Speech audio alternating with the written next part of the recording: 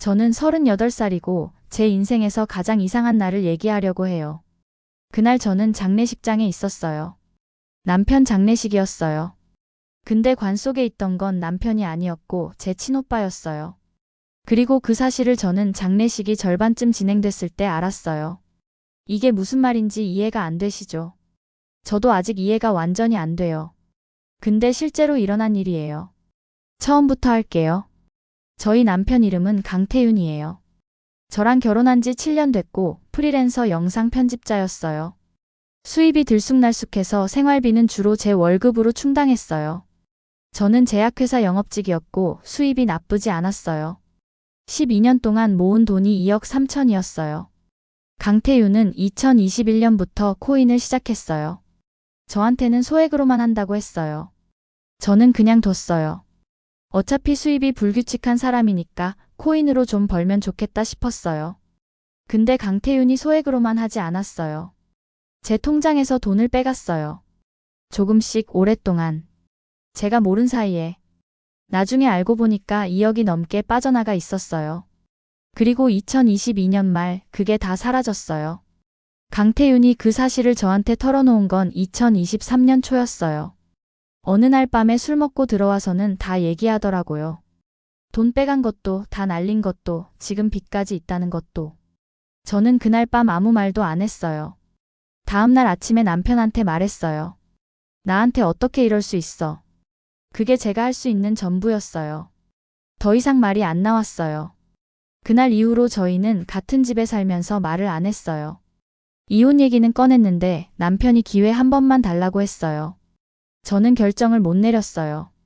7년이라는 시간이 있었으니까요. 그러다 2달 후에 남편한테서 연락이 끊겼어요. 출근한다고 나갔다가 안 들어온 거예요. 하루, 이틀, 사흘. 저는 경찰에 실종 신고했어요. 근데 경찰이 성인 가출은 바로 수사하기 어렵다고 했어요. 나흘째 되던 날 장례식장에서 연락이 왔어요. 강태윤 씨 보호자 되세요? 신원 확인 부탁드립니다. 저는 그 말 듣고 다리가 풀렸어요. 장례식장으로 갔어요. 담당자가 설명해줬어요. 강태윤 씨 명의 지갑과 신분증이 발견된 남성이 있고 변사체로 신고됐다고. 신원 확인을 해달라고. 저는 들어갔어요. 관 앞에 섰어요. 그리고 얼굴을 봤어요. 강태윤이 아니었어요.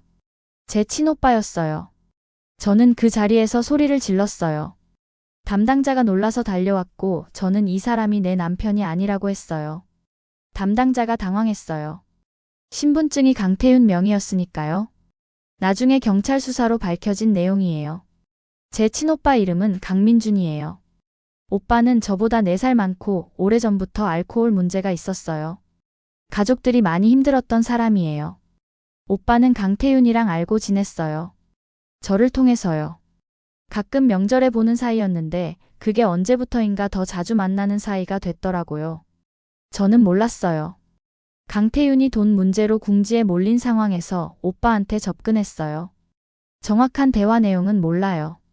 근데 결과적으로 이렇게 됐어요. 강태윤이 자기 신분증을 오빠한테 줬어요.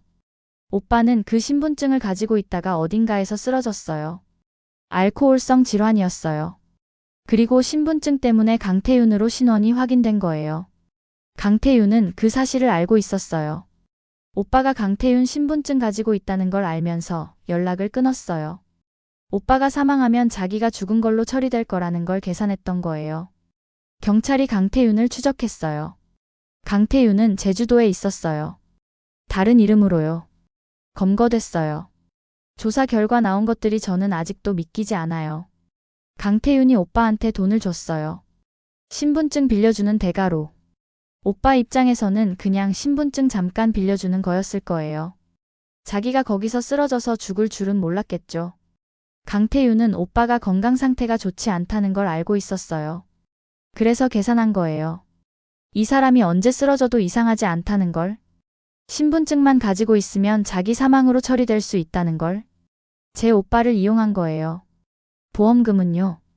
강태윤이 제 명의로 생명보험을 들었는지 확인해 봤어요. 없었어요. 대신 자기 명의로 본인 사망보험금이 있었어요.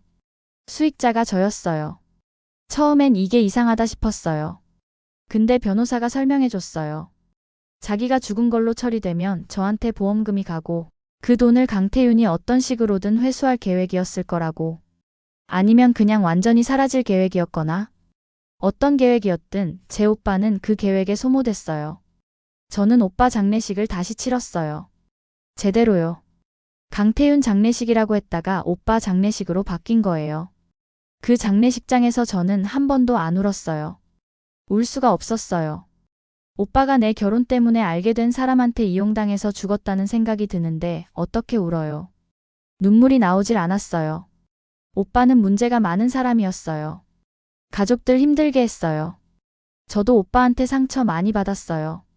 근데 그게 이렇게 끝나면 안 되는 거잖아요. 이런 식으로 이용당해서 죽으면 안 되는 거잖아요. 그게 너무 억울해요. 오빠 대신. 강태윤은 지금 재판 중이에요. 사기, 위계에 의한 공무집행방해, 그리고 오빠 건으로 어떤 혐의를 적용할 수 있는지 검토 중이라고 했어요. 직접 죽인 건 아니니까 살인은 아닌데 그렇다고 아무 혐의가 없는 것도 아닌 회색지대라고 했어요. 저는 그 회색지대가 너무 화가 나요. 오빠가 죽었는데 회색지대라는 게. 저는 요즘 매일 퇴근하고 나서 오빠 산소에 가요. 멀지 않아서요. 가서 그냥 앉아 있어요. 할 말이 없어요. 미안하다고 해야 하는데 그 말이 너무 작아서요. 오빠한테 해줄 수 있는 게 아무것도 없어요. 이제는 이 사연 듣고 계신 분들한테 드릴 말씀이 있어요. 주변에 힘든 가족이 있으면 좀 더 가까이 있어주세요. 저는 오빠가 힘들다는 걸 알면서도 거리를 뒀어요. 상처가 많아서요. 근데 그 거리가 오빠를 더 쉬운 타깃으로 만들었을 수도 있어요. 그리고 배우자가 갑자기 연락이 끊기면 주변 사람들 안부부터 확인해 보세요.